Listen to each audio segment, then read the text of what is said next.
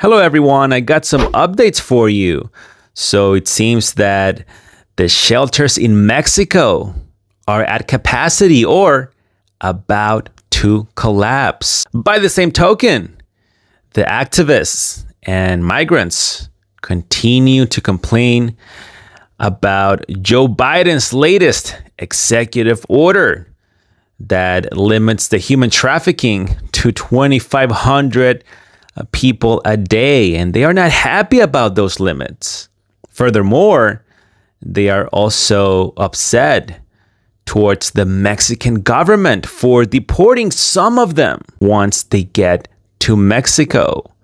And all of this highlights once again the entitlement mentality that a lot of these individuals have when it comes to the process they are going through or they are putting themselves through when they get to Mexico, then subsequently to the US border. They expect the Mexican government to let them in their country and let them stay.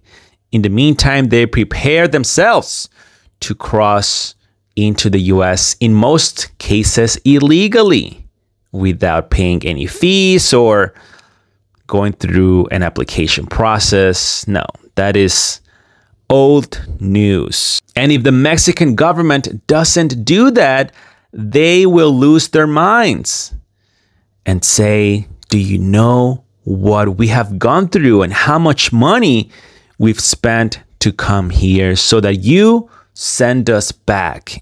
It is unacceptable. That's the mentality they have. And even worse, once they make it to the US border, their expectations are pretty high and the accommodations as well. But now they are extremely concerned that Border Patrol agents are able to deport those that are above the 2,500 a day limit, since, you know, they want the borders to be completely open.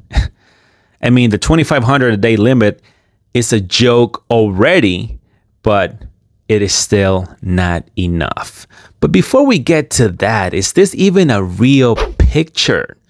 Look at that. That's Obama right there, the one that put the migrant children in cages. And then we have senile Biden. And to top it all off, we have Jimmy Blackface Kimmel. That's right. I didn't forget. We cannot forget. In fact, I'm surprised he didn't attend in his lovely attire. I mean, he seemed like he was having an amazing time doing that skit with his blackface. Thus, his name, Jimmy Blackface Kimmel. But Jimmy Blackface Kimmel here is very concerned about what's happening in the country. Let's watch. So it's been almost 2 years since the largely Trump-appointed justices in the Supreme Court overturned Roe versus Wade. And don't hiss. Vote. They're not booing, they're saying Roe. These threats to abortion rights, to women's rights, to even to birth control and IVF are not in our liberal imaginations anymore. They're very real. And these in our liberal imagination. These very personal, intimate decisions are now being made by 9 unelected judges, one of whom flies his flag upside down. The other one of the others drives around in a $267,000 gift on vacations.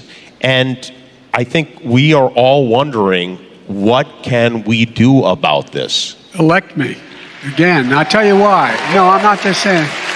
Oh, the next president is likely to have 2 new Supreme Court nominees. 2 more. 2 more.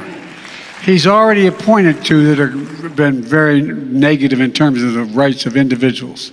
The idea that if he's reelected, he's going to appoint 2 more flying flags upside down is really, I really mean it. Could this be the scariest part of all of it? Well, I think it is one of the scariest parts. Can you believe it? Jimmy Blackface Kimmel thinks this is the scariest part of all of it. You know, the fact that we are being invaded, that farmlands are being purchased around our military bases, that our major, or at least those that once were our major and most beautiful cities, are turning into third world trash. And I'm being completely honest. I come from a third world country, and we do have beautiful landscapes, but we also have corrupt politicians, violent criminals, a horrendous economy that is terrorizing the good people. We do have good people there, absolutely. Oh, and let's not forget the freeloaders, the lazy ones. All of that is the essence of a third world country. And as our cities are being destroyed and the economy is financially choking so many American families, where their bank accounts are being attacked and their paychecks can no longer sustain a decent quality of life, Jimmy Blackface Kimmel's believe this is the scariest part of the whole thing. And Joe C. Nail Biden's agrees. And then look at this.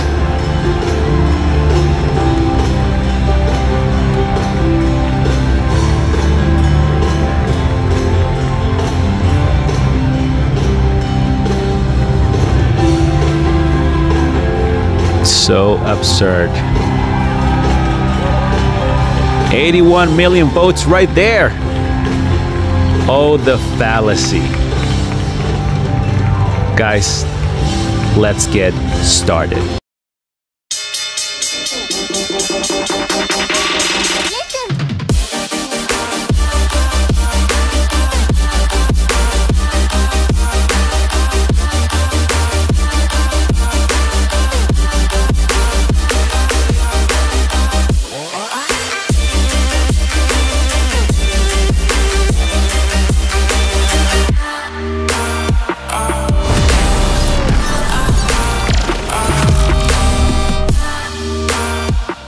All right, my friends, let's get to the updates.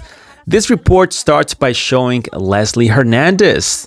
She says she was forced to leave her home country of Honduras with her husband and 4-year-old child due to death threats. She's been living in Tijuana, Mexico for 10 months now and is waiting to apply for asylum. She says that a deportation for her and her family is not an option. She says, if they ever tell me to go back, I will have to take my daughter with me. Then the reporter says, you see, Joe Biden's executive order states that families will be able to be deported in a few days. This is per a memorandum that was released by Homeland Security and was published by the New York Times. She says the unaccompanied minors will be exempt from this policy. And here we have Luis Hernandez, a Colombian migrant, who says this is very difficult, extremely difficult. Look at the trajectory we have been going through. And this is expensive. So that they tell us this information now? And he seems very disappointed. The reporter continues, we did contact the Department of Homeland Security, but they haven't responded. On the other hand, those activists that defend the migrants believe these new policies will impact the migrant families in a dangerous way. One of them is Maribel Hernandez, and she says the following: a lot of parents will have to decide, what should I do or what should we do? Either protect my children or separate. our family. We've seen it before, she says. Now, it is important to understand that these executive orders are the same as the ones that President Trump signed. Then the reporter says, but just over the weekend, the Secretary of Homeland Security, Alejandro Krapuerkis, defended the executive order.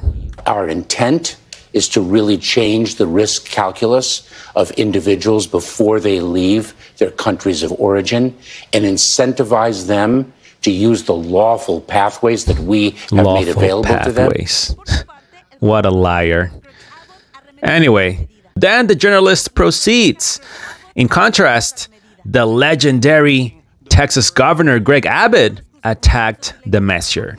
In fact, it is making the border. De hecho, está empeorando los cruces. There he said, this is in fact making the border illegal crossings worse. And here she is explaining the daily limit, which is 2,500 migrants a day. For the record, I was the one that added the Alejandro Krapuerkis and legendary Governor Greg Abbott's commentary. I just want to clarify. Now, let's go into the next report, which is also in Mexico. Here, the journalist states the following. Carla, a Mexican migrant, recently left her home behind. She is looking to apply for asylum in the United States. Her and her family are no longer living in peace due to the organized and violent crimes happening in Mexico. Then Carla says is because of lack of security. And how can I explain it to you? Because of lack of security for my children and for my husband. She seems like she was struggling to answer the question there, but pretty much lack of security. The journalist says Carla is now in Tijuana with her husband and her 2 children, but she's not the only one. The shelters here in Tijuana have a major influx problem right now. And Leticia here, who is an activist and in charge of one of these shelters, is noticing that a lot of Mexicans are now coming to those shelters with their families. And here she says, these are mothers that do not hesitate in leaving their homes to come here to escape the violence and the crime. Reporter says this goes hand in hand with a recent report from the UNAM in Mexico, which showed 40,000 Mexicans went to the southern border in 2023. That is 35,000 more people than in 2022. Then here we have Tonatiuh. He was part of that recent study that was done at the UNAM. Furthermore, he claims that this forced migration is being caused due to the violence and organized crimes, which indicates that these people should be handled in a different way. He says this makes us think that these individuals should be protected, and the Mexican government has to protect them.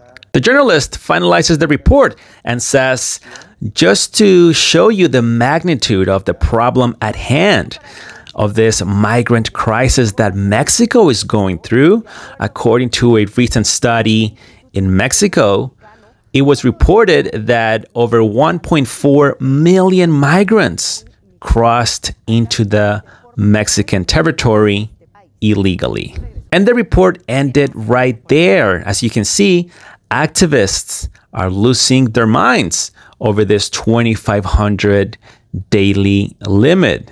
The crisis is intensifying as we speak, and it is a matter of national security, being that nobody wants to apply for a visa nowadays. That's just, who the hell cares? But remember, that's not the biggest problem. According to Jimmy Blackface Kimmel, the biggest and scariest thing happening right now in the country is the Supreme Court. Wow. Amazing, guys. Amazing. Thank you for watching this video, and thank you to my amazing supporters. The shoutouts are down below. Don't forget to join my Discord if you haven't already. We share a lot of valuable information and keep up to date there as well. Please follow me everywhere and smash the like button and subscribe. I will see you guys on the next one.